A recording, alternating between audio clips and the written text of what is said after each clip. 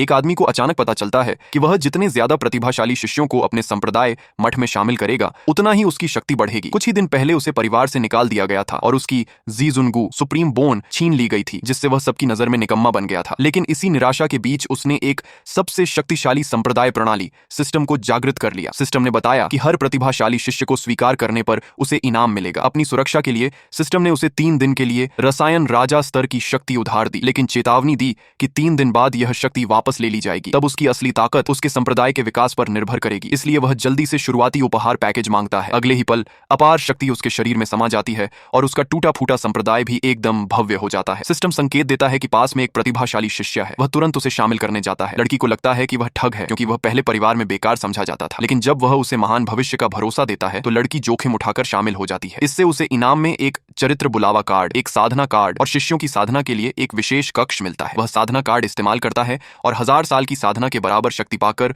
हुआशेन देवरूप स्तर तक पहुंच जाता है। तभी उसकी नई शिष्या घबराई हुई आती है कि मठ में कोई ताकतवर व्यक्ति नहीं दिख रहा। वह तुरंत चरित्र बुलावा कार्ड इस्तेमाल करता है। अचानक 2 फीनिक्स प्रकट होते हैं और 2 अप्सरा जैसी शक्तिशाली महिलाएं बन जाती हैं जो हुआशेन स्तर की हैं। शिष्या दंग रह जाती है और सोचती है कि यह मठ कोई महान गुप्त संप्रदाय है। इसी दौरान दजोउ साम्राज्य की 7वीं राजकुमारी लो लिनशुए दुश्मन युहुआ साम्राज्य से भागकर वहां पहुंचती है। सिस्टम फिर संकेत देता है कि वह भी एक प्रतिभाशाली शिष्या है। शुरू में लो लिनशुए को शक होता है, लेकिन जब हत्यारे हमला करते हैं और मठ की 2 शक्तिशाली महिलाएं उन्हें आसानी से मार गिराती हैं तो वह शामिल होने के लिए तैयार हो जाती है। आदमी को फिर इनाम में और भी शक्तिशाली बुजुर्ग और रक्षक मिलते हैं। लो लिनशुए बताती है कि उसके साम्राज्य को गद्दारों की वजह से संकट का सामना करना पड़ा है। आदमी वादा करता है कि अब उसके रहते उसे कोई नुकसान नहीं पहुंचा सकेगा। जब दुश्मन युहुआ साम्राज्य के शक्तिशाली लोग पीछा करते हुए आते हैं तो वह अपने शिष्यों को आदेश देता है। वे एक ही वार में दुश्मन को मार गिराते हैं। दुश्मन के परिवार का मुखिया गुस्से से भर जाता है और कसम खाता है कि वह बदला लेगा। इसी बीच सिस्टम एक मिशन देता है। 3 दिन में युहुआ साम्राज्य को हराओ और बदले में शक्तिशाली इनाम मिलेगा। वह अपने शिष्यों को दाजोउ साम्राज्य की मदद के लिए भेजता है। वे दुश्मन के प्रधान सेनापति और यहाँ तक कि सम्राट को भी पल भर में मार गिराते हैं। दाजोउ के सम्राट उसकी शक्ति देखकर अपने राज्य को उसके संप्रदाय का अधीन राज्य बनाने का प्रस्ताव रखते हैं। सिस्टम बताता है कि किसी भी शक्ति को हराने या अधीन करने पर उसे भारी इनाम मिलेगा। वह तुरंत स्वीकार कर लेता है और अंत में खुद सामने आकर